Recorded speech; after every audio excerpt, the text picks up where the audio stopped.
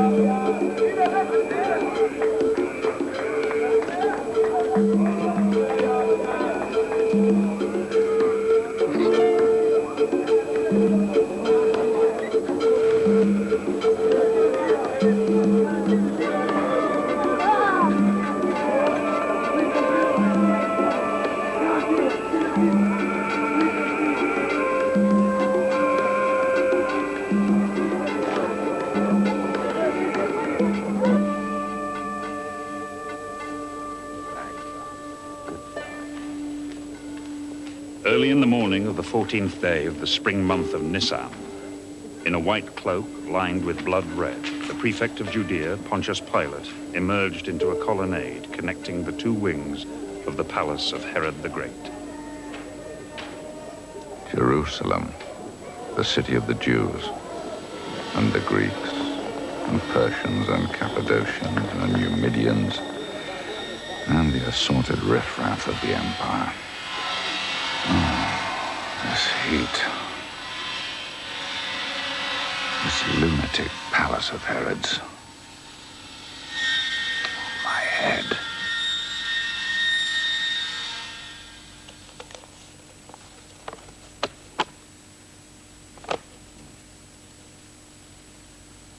What about this prisoner from Galilee? Has the report been sent to the Tetrarch? Yes, Hegumen. What did he say?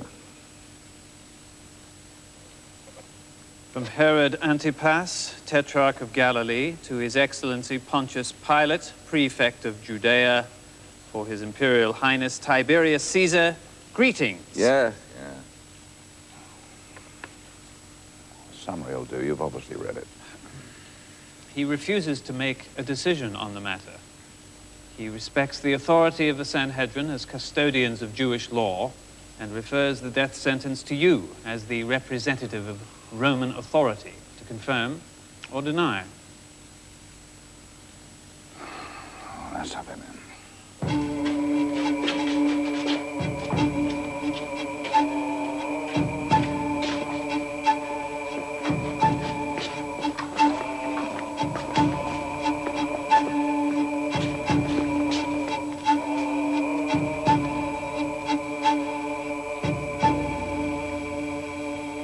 Did you incite the people to destroy the Temple of Jerusalem?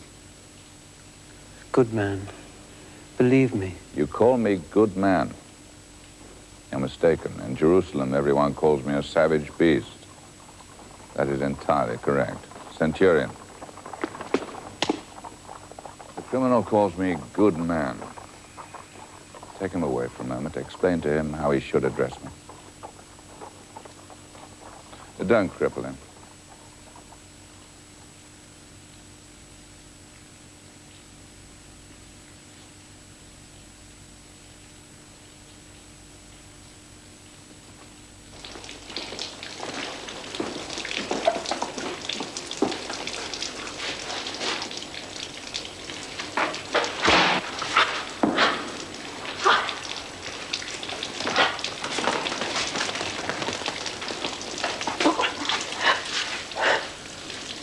You call the Roman prefect Hegemon.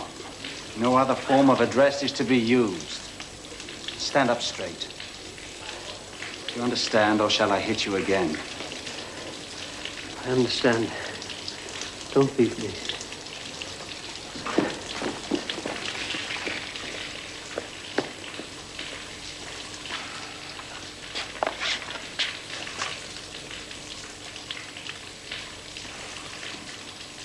Name?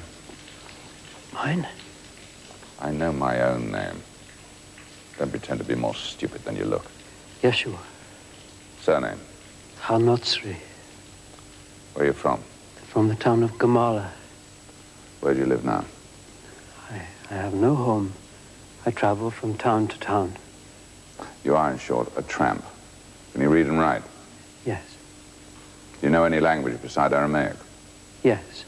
Greek. So you're not as stupid as you look, then. Yet you want to destroy the temple. You incite people to burn it down. Good Hegemon. Never in my life have I wanted to destroy the temple, nor tried to incite other people to do so. It would be an act of utter futility, totally senseless. All sorts of people swarm into this city for the festival. Magicians, astrologers, soothsayers, assassins, and liars. You, for instance, you are a liar. There are witnesses. You were heard. These good people, Hegemon, they are not educated. They misunderstand what I say. I'm beginning to think this confusion is going to last for a very long time. And all because he writes it down untruthfully. Every word I say. What's been written down here, though little enough, is enough to hang you. No, Hegemon, I don't mean that. I mean there's this man who follows me around the whole time, writing down everything I say on a goatskin parchment. One day I looked at what he had written and I was horrified. I pleaded with him, stop writing this nonsense, burn it. But he tore it out of my hands and ran off. Who was this? Matthew the Levite. I first met him on the road to Bethany. You know, where there's a fig garden on the corner. He was a tax collector. I spoke to him, but he just started abusing me. That is, he thought he was abusing me by calling me a dog.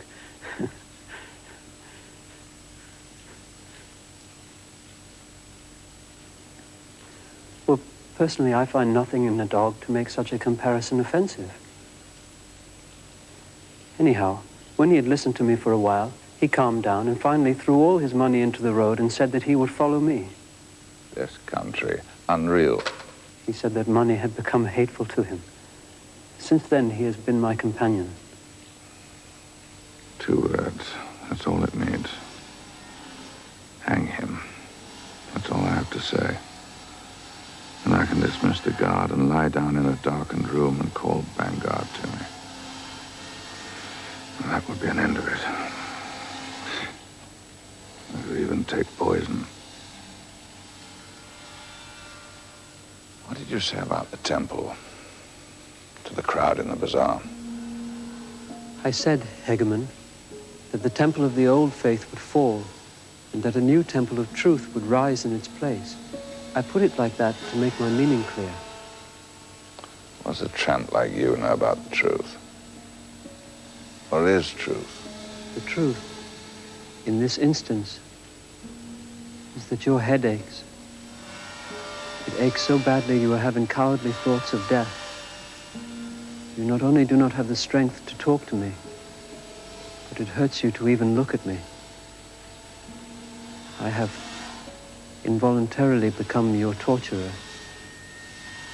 And this grieves me. You can't even think. You only want your dog, who is apparently the only creature for whom you feel any affection.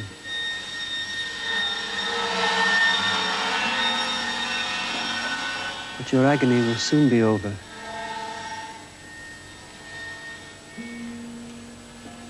And your head will clear.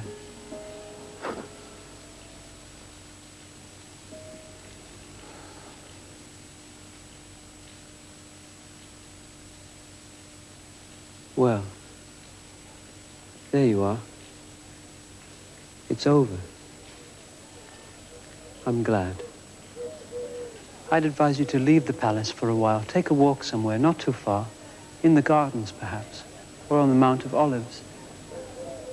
There's a storm on the way, but not till later, towards the evening.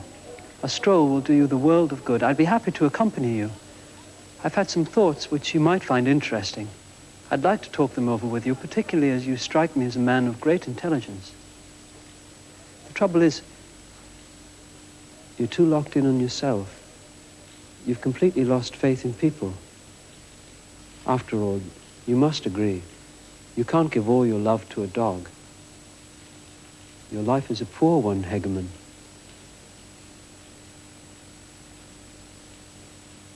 Untie his hands.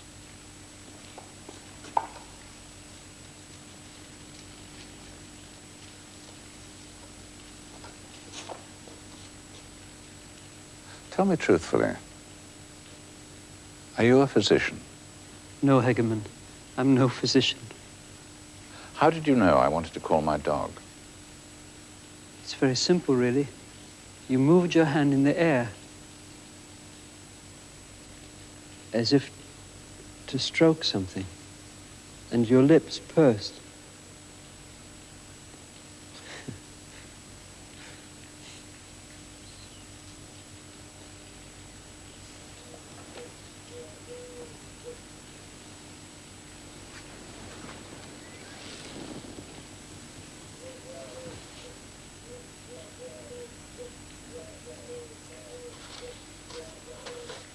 I didn't ask you.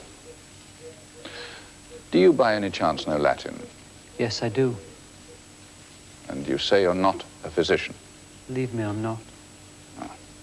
You want to keep it to yourself, it's up to you. It says here, you came into Jerusalem through the Shushan gate on a donkey, surrounded by a mob who hailed you as if you were a prophet. Is that true? I don't have a donkey, Hegeman. I certainly came by the Shushan gate, but on foot. And the only person with me was Matthew, the Levite. Oh, no one shouted anything at me. No one in Jerusalem knew me. No one. Do you not know these men? Hestas, Dismas, and Barabbas? These good men I do not know.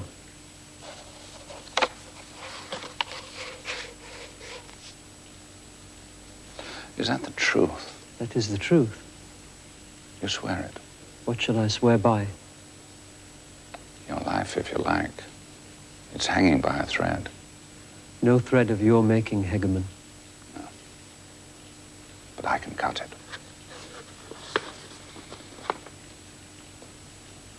Are these the only witnesses against this man?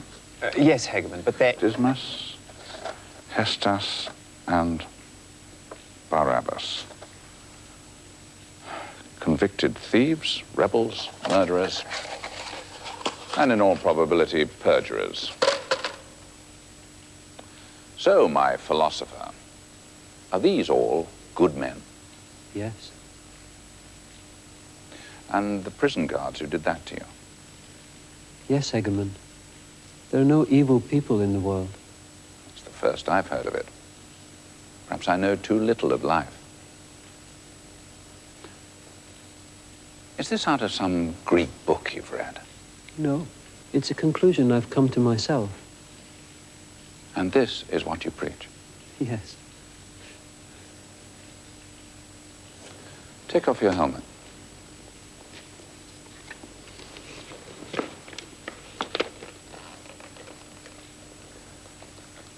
The centurion here, is he a good man? Yes. He's a sad man, though. Since these good men disfigured him, he's become brutal and callous. I'd be interested to know who did that to him.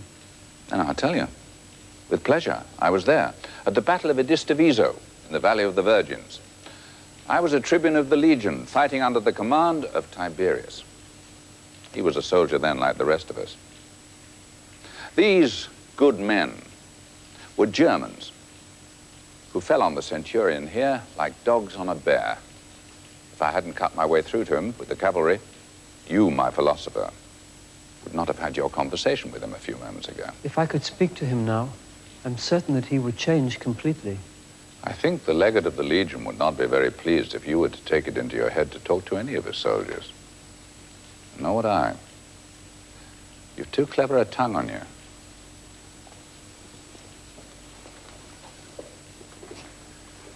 It's all ridiculous, of course. What are they up to? Hegeman. The Jews, the priests, the Sanhedrin. This is some intrigue of theirs, isn't it? One of their labyrinths. Possibly, Hegeman, Yes, it's some religious thing. They want to impose their authority over the dissidents. They want us to back them. Well, I'm not going to be drawn into it. There's no evidence for the charge against this man. The witnesses are all criminals themselves. He's clearly insane, but quite harmless. I'm going to refuse to confirm the death sentence imposed by the Sanhedrin, but because this man's preaching might cause unrest, I will exile him from Jerusalem, confine him at my own expense at my residence in Caesarea. He can work in the library, catalogue the books. So take this down. Unfortunately, Hegeman, there is another charge.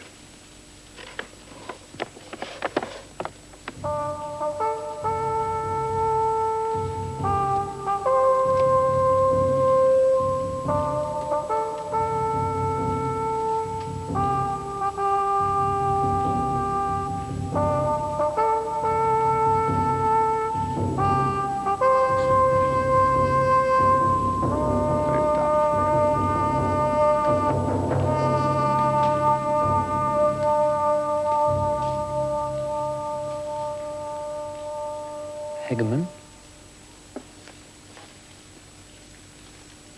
Listen to me, Hanotsri. Have you at any time said anything about the great Caesar? Answer me truthfully and with care. Have you or have you not? Telling the truth is not a matter for care. It is pleasant and easy. I don't care whether it's pleasant for you or not, just speak it. And when you speak it, weigh every word as if it's a matter of life or death. A very agonizing death. Do you know a man called Judas of Kerioth?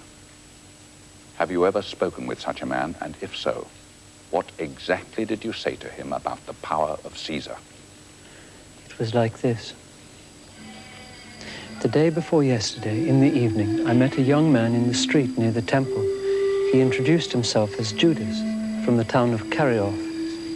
He'd heard me speaking, and he wanted me to come to his house for supper. Is he a good man? He is a very good man, very curious, very interested in my ideas. He welcomed me to his house. He lit the lamps. Why, yes.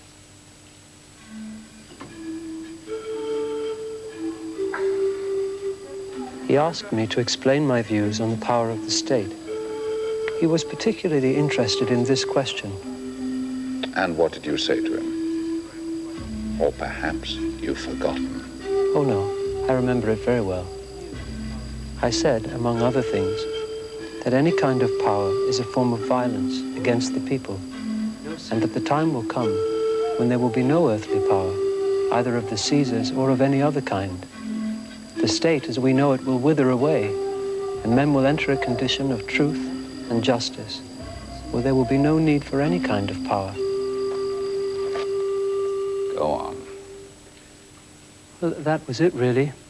Then some people rushed in and tied me up and carted me off to prison. There There never has been, there never will be a greater, more glorious rule than that of the Emperor Tiberius. What business have you, a tramp, a filthy vagabond, a criminal lunatic, to talk about the power of Caesar? Dismiss the guards! Leave me alone with the prisoner. A matter of state security.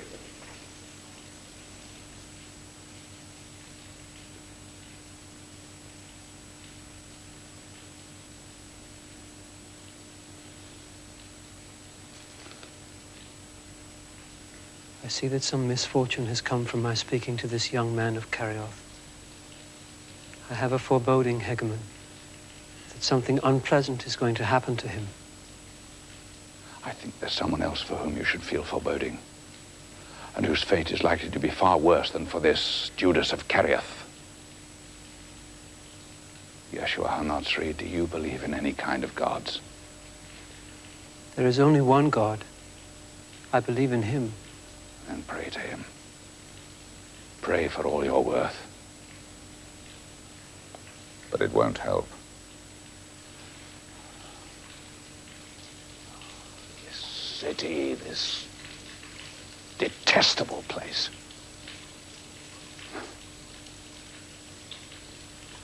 Do you have a wife? Family?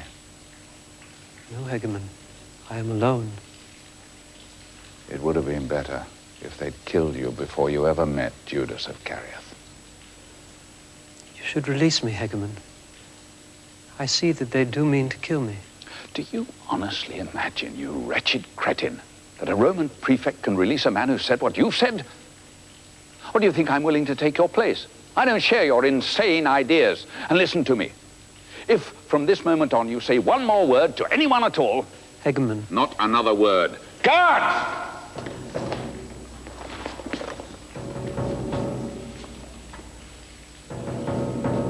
Take this down. In the name of the Imperial Caesar, I, Pontius Pilate, Prefect of Judea, confirm the death sentence passed by the Assembly of the Sanhedrin on the criminal Yeshua HaNatsri. Take him away. Where's the lightning cohort? They've been sent to cordon off the palace, Hegemon. There's a large crowd gathering in the square below. Right. Detail 2 centuries. One to leave immediately to cordon off the place of execution, the other to escort the prisoners there. But keep HaNatsri apart from the other prisoners.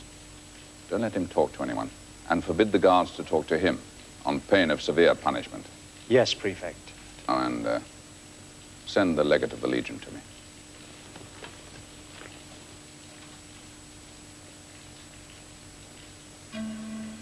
Send a message to Joseph Caiaphas, president of the Sanhedrin. Tell him I'd like to talk to him up here, in private.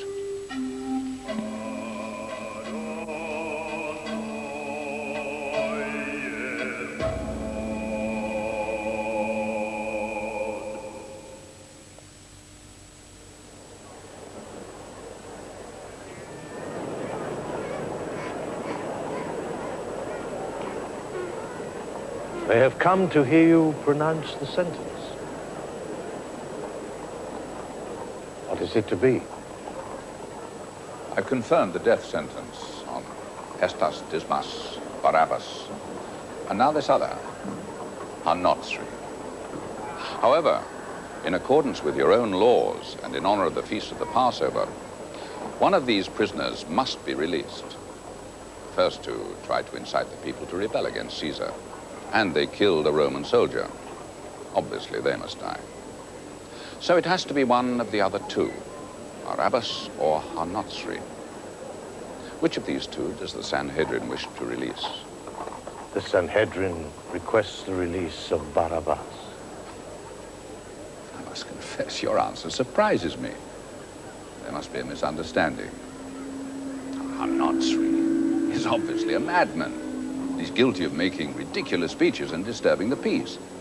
But Barabbas not only made a direct call to rebellion, but he killed one of your guards when he was arrested. There's no comparison between the two offenses. I must ask you to reconsider your decision. release the least dangerous of these two. Hanotsri has gravely offended against the law of the Jews. In the circumstances, we must request the release of Barabbas. Even after what I've just said. A petition from the direct representative of Imperial Rome. High Priest, I must ask you again. And again, I must tell you, the Sanhedrin requests the release of Barabbas.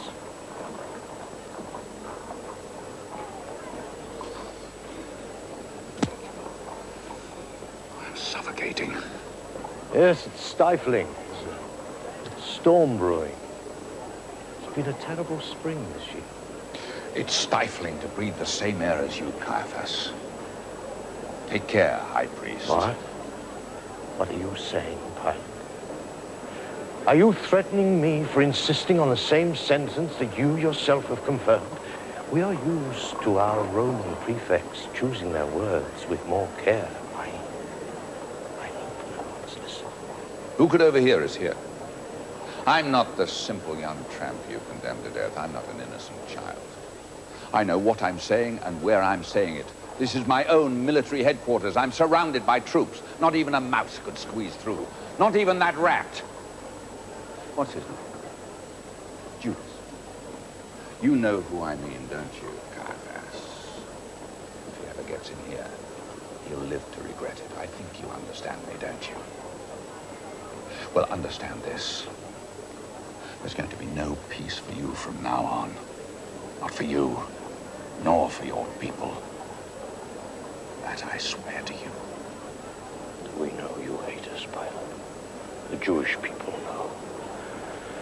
You've made us suffer enough already, and I can believe you'll make us suffer more, but you'll never destroy us. God will protect us. And Caesar, too. Caesar will hear our petition. Caesar, the all-powerful, will defend us from Pilate, the destroyer. Oh, no. You've complained of me to Caesar once too often. Now it's my turn. He's going to hear how you protect the lives of known rebels. How you forced me to take down the shields with the Roman insignia from the city streets. How you forced me to move troops here, forced me to come here myself to keep an eye on you. Then you won't just see one cohort in Jerusalem. The entire Fulminata Legion will be at the city walls. And Arab cavalry with them. Then you'll hear a bitter weeping and wailing. Then you'll remember that you saved Barabbas and sent a peaceful philosopher to his death. Do you seriously believe this? Peaceful philosopher? No, you don't. This demagogue won't bring peace to Jerusalem, and you know it. You want him released so he can carry on blaspheming against the law of Moses, stirring up the masses against their spiritual leaders, ridiculing the faith. But I am the high priest of the Jews. While I live, I will never let the truth be profaned. I will defend my people. Do you hear me, Pilate? Take heed. This man denied the supremacy of your Caesar. Will you mention that in your report? Because if you don't, then I'll make sure he hears it.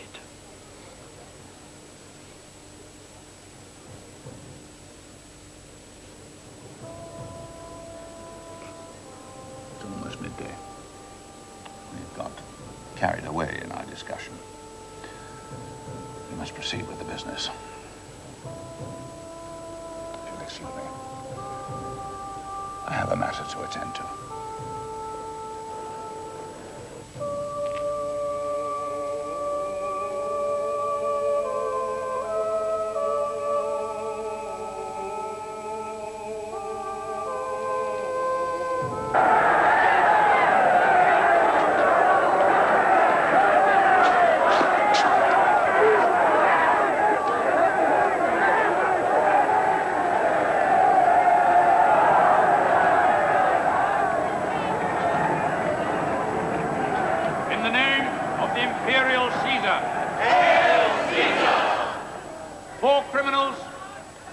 In Jerusalem for murder, blasphemy, and incitement to rebellion have been sentenced to the shameful death of crucifixion.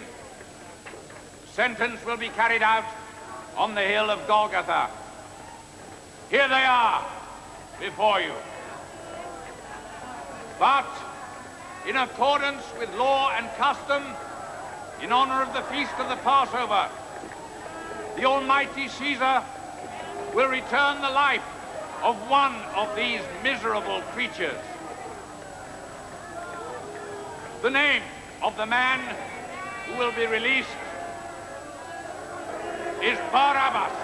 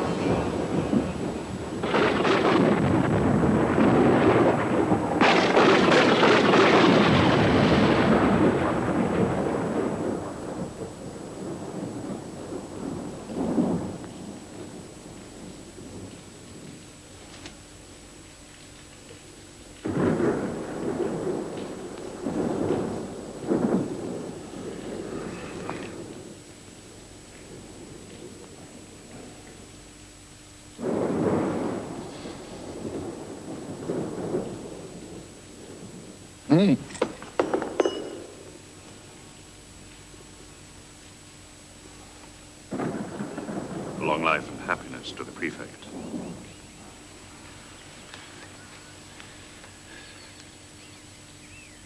I await the prefect's commands.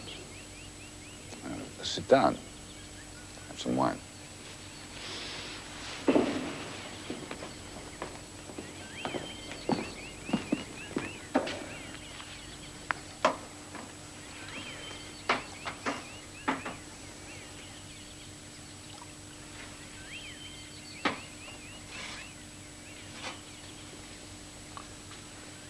To us, and to Caesar, father of the Romans' best and dearest of men.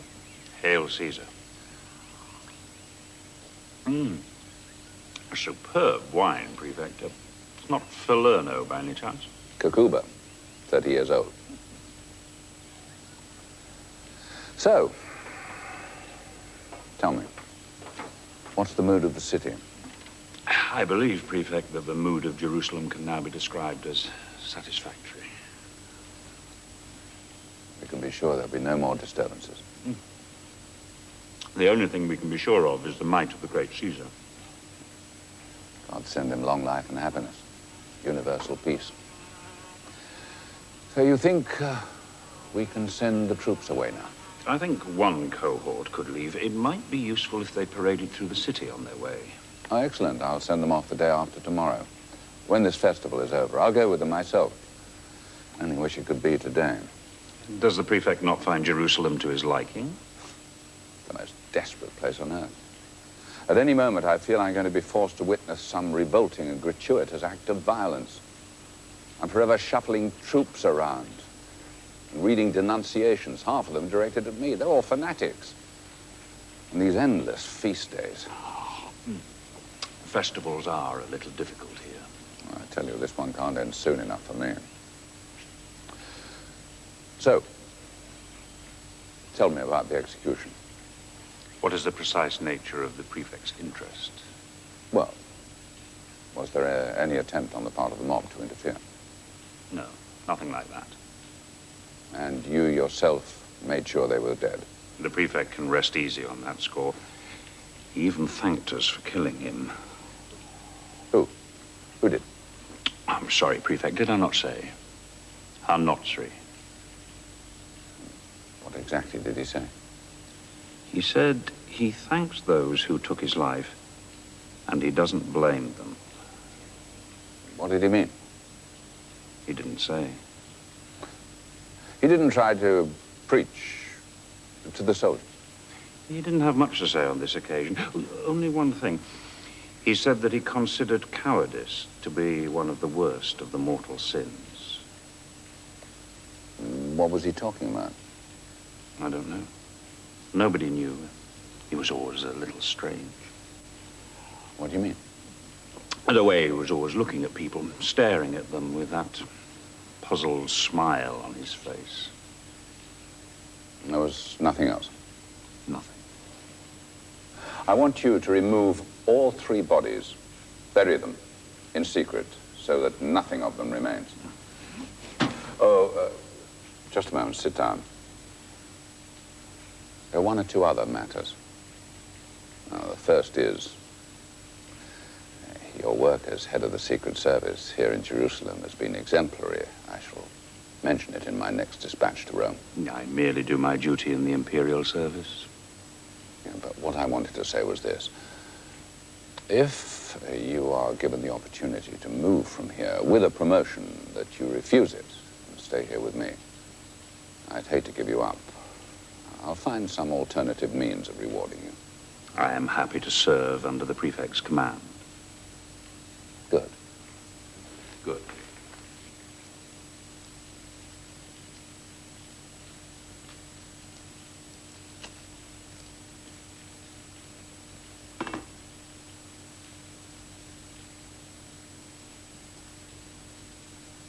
Now, the other matter. It concerns this Juudas of Kerioth. They say he would have been paid for the warm welcome he gave the mad philosopher at his home. He will be paid.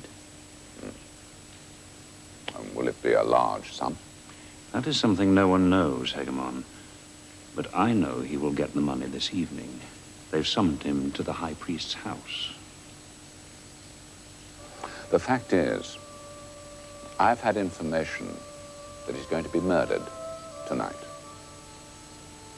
I've had no such information. Can I take the liberty of asking where it came from? Permit me to keep that to myself for the time being. It came to me by chance from an obscure and perhaps unreliable source. But I have to allow for every eventuality. Most of all, I must trust my instinct in these matters. It's never let me down yet. The information I have is that one of the secret followers of Hanosri, outraged by the treachery of this Juudas, will arrange to have him assassinated tonight. The reward he was paid for the betrayal will then be thrown into the palace of the High Priest with a note saying, "Take back your accursed money." Would you say the High Priest will be pleased to receive such a message, and on Passover night? Not only will he not be pleased, I suspect it will stir up a major scandal. That's exactly my opinion. And that's why I must ask you to take any step necessary to ensure the safety of this man. The command of the prefect will be executed.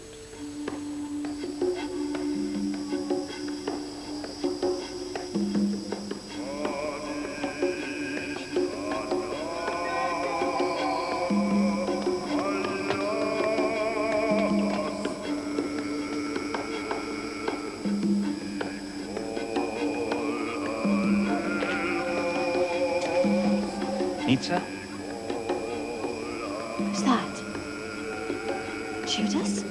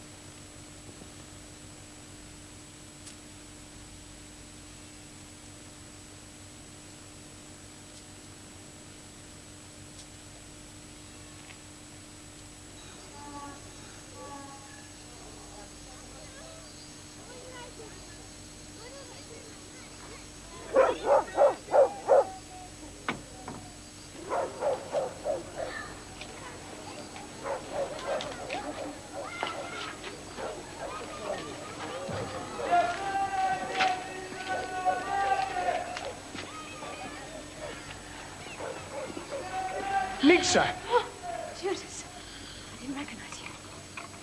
Still, that's a good omen. There's a saying in Greek, the man who goes unrecognized I soon go rich. Where are you going? Why do you want to know? But we agreed. I was to come to your house this evening. You said you'd be there all evening. I got bored. It's a holiday. What am I supposed to do? Sit on the veranda listening to you whining on about how you love me? And the old woman taking in every word so she can repeat it to my husband. No, I decided to get out of the city and listen to the nightingales. Out of the city? What, now? On your own? Of course, on my own. Can I come with you? Nietzsche? Why won't you answer me? Won't I be bored with you? All right. But we can't be seen walking together. You'll have to meet me there. Where? You know the olive grove in Gethsemane? Over the Kedron. Yes, I know it. You go past the olive press. There's a small grotto. I'll be there. Only don't come straight away. Have a little patience.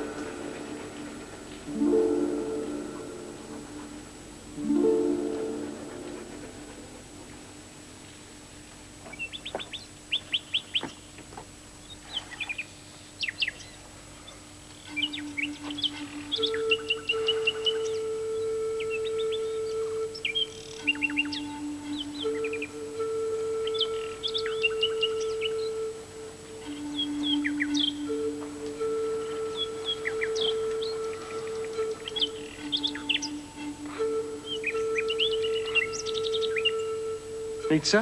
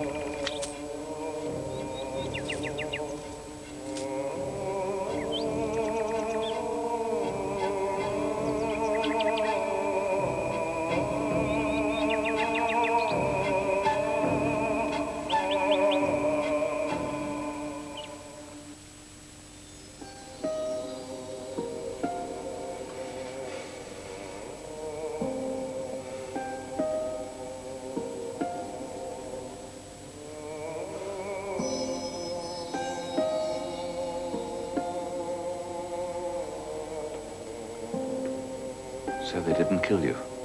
Of course they didn't. It's unthinkable. We could take that walk now. The storm won't come until later. You're right. Cowardice is a terrible sin. It's the most terrible sin of all. Listen to me. I wasn't a coward that day in the Valley of the Virgins, when the Germans almost tore us to pieces. Take pity on me, philosopher. Can you really believe, with your intelligence, that I would ruin my career for a man who's committed a crime against Caesar? I would. I would now. Not this morning, maybe. Believe me, I'd go to any lengths. Calm yourself. It's all right. Now we're together. We'll be together always. Where one of us goes, the other will follow. When people remember me, they will remember you in the same breath.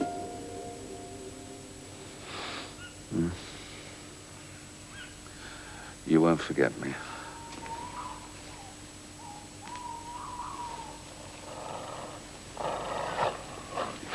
Still, Bangar, still.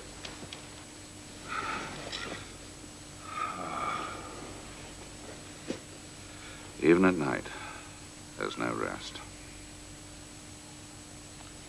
You have a vile job too, Marcus. You have to maim people. Oh, don't take offense. I do worse things, believe me. What is it? The head of the Secret Service is here.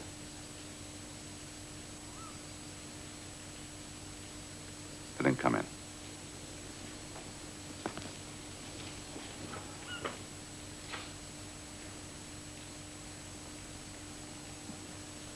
Prefect, your premonition proved to be correct. I was unable to protect Judas of Carioth. He's been murdered. I request that you have me court-martialed and dismissed from the service. Here is the bag of money which the killers threw into the palace of the High Priest. The blood is that of Judas of Carioth. Where's the body? I don't know. We'll begin a search in the morning. But you're sure he's been killed? Prefect, I have worked in Judea for 15 years. I don't need to see a corpse to know when a man is dead. Oh, I'm sorry, Afranius. I haven't woken up properly.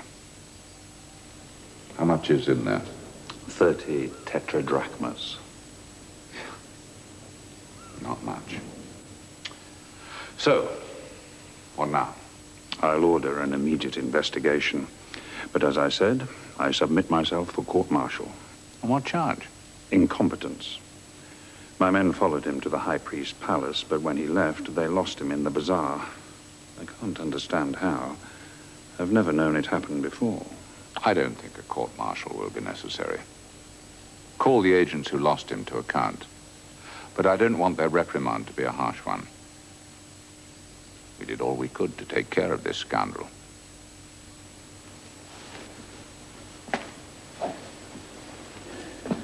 How was he killed? With great artistry. How did they manage to get that back to Caiaphas, these assassins? Oh, it's not especially difficult. His house is on the street. They threw it over a wall into the courtyard. With the writing on it? Just as you feared. Oh, I can imagine the uproar that must have caused. Yes, there was quite a commotion. They sent for me immediately. I asked if they'd been paying money to anyone, but they denied it categorically. Well, if they didn't pay anyone, they didn't pay anyone. It would have been an even harder job to find the killers. That's very true. Unless, you know, it's just occurred to me, perhaps he killed himself. No, Prefect, no, forgive me. That's extremely improbable. Oh, I don't know. Anything's possible in this city. I dare say before very long, Jerusalem will be alive with rumors about it. That might be so. Yes. Now, the burial. The burial? Of the 3 criminals. Yes. That also presented a problem. As I was preoccupied with this other business, I sent a detachment under my assistant, Tolmai. Unfortunately, one of the bodies was missing. Missing? Don't alarm yourself, Prefect. They tracked it down in no time. It had been removed by a man called... Matthew the Levite. Yes, Hegemon.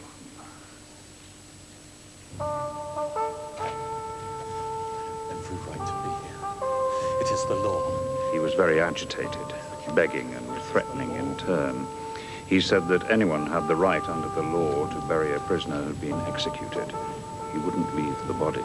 He said they'd have to kill him first. He even offered them a knife to do it. Oh, I'm going to leave him. They'll have to kill me first. Go on. Did they get rid of him? No. Tolmai let him remain for the burial, and this calmed him down. Did he do wrong? Oh, no. That was the right thing to do. Go on. Well, there's little more to say. The 3 bodies were loaded onto the wagon and taken to a deserted gorge to the north of the city. The detachment dug a deep hole and buried them all together.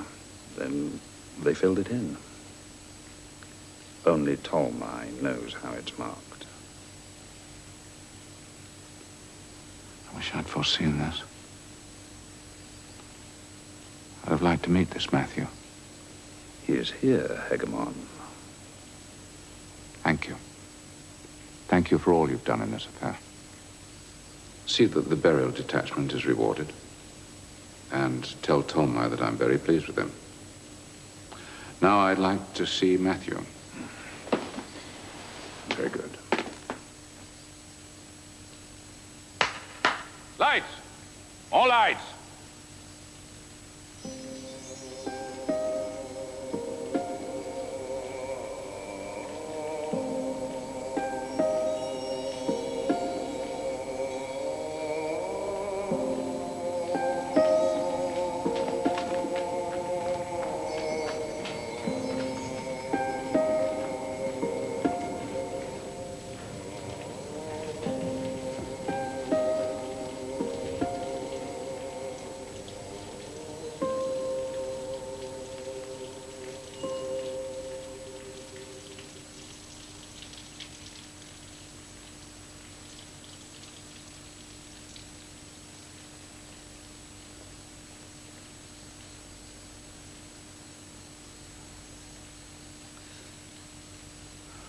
What's wrong?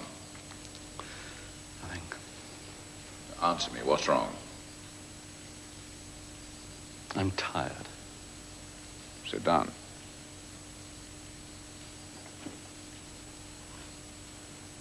Why don't you sit on the chair?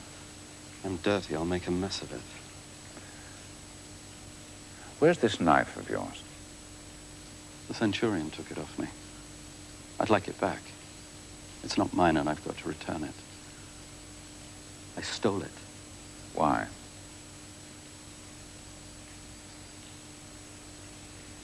Centurion! Give me his knife.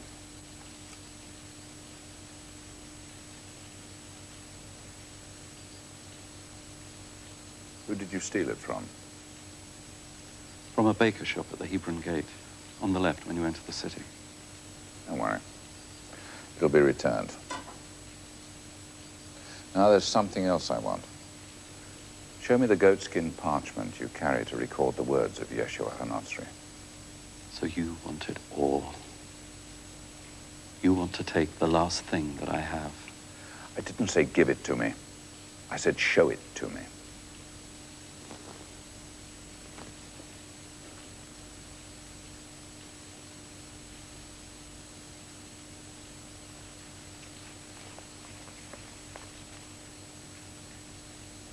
There is no doubt. You will see the pure river of the water of life. Mankind shall look on the sun through clear glass. The sin of cowardice. Take it.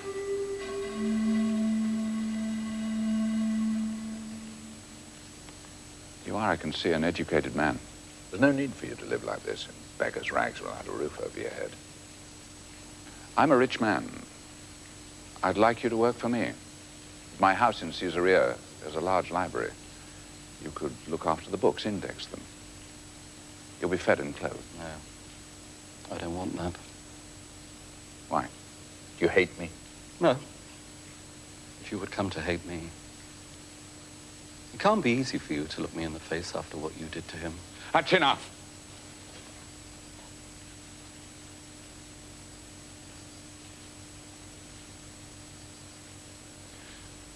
Then let me give you something. I know you consider yourself to be his disciple, but you've learned nothing from what he taught you. If you had, you'd certainly accept something from me. He said before he died, he blamed no one.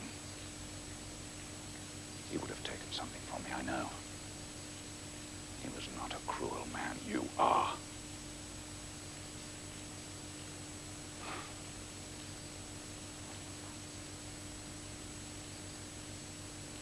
Where will you go then? Someone that I'm going to kill. But I want you to know that. I want you to know that there's going to be more bloodshed. I do know that. It doesn't surprise me in the least. You want to kill me, I suppose? I wouldn't be able to. And I'm not stupid enough to try, no. But if it takes me the rest of my life, I am going to kill Juudeassa of Kerran. You won't succeed in doing that. He's already dead. He was murdered tonight. How? Who killed him? Don't be jealous. He had other admirers beside yourself. Who killed him? I did. It wasn't much, but I did it. Well,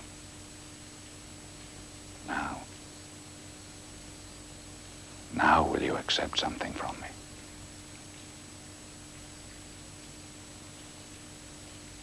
Order them to give me a clean piece of parchment.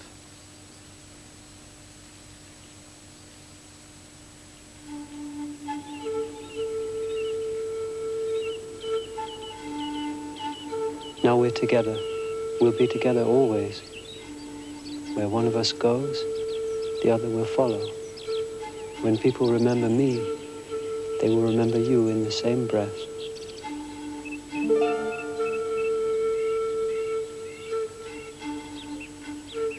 Thus the 5th prefect of Judea, Pontius Pilate, greeted the dawn of the 15th day of Nisan.